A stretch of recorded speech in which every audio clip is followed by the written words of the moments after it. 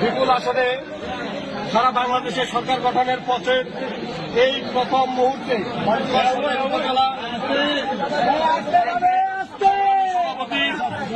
জাগলাট ইউনিয়নের সাবেক চেয়ারম্যান জননেতা জনাব আবু দাউদ প্রধান, তিনি প্রথমেই যে কাজটি করেছেন বাংলাদেশ আওয়ামী লীগের প্রতি তথা আওয়ামী লীগের তৃণমূল পর্যায়ের নেতাকর্মীদের প্রাণের যে সংগঠন আমাদের জাগলাট ইউনিয়ন আওয়ামী লীগকে তিনি আজকে তালামুক্ত অবমুক্ত করেছেন।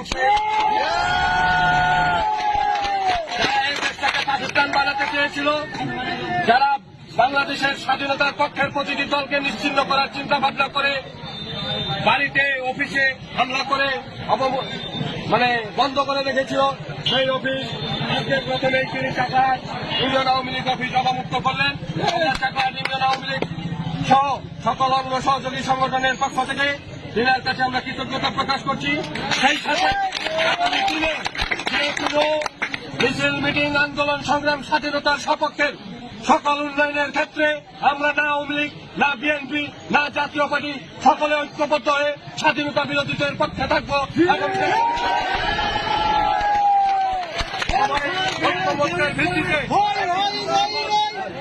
উন্নয়নমূলক ইউনিয়নের উন্নয়নের আহ্বান জানিয়ে আমি আমার কথা শেষ করছি।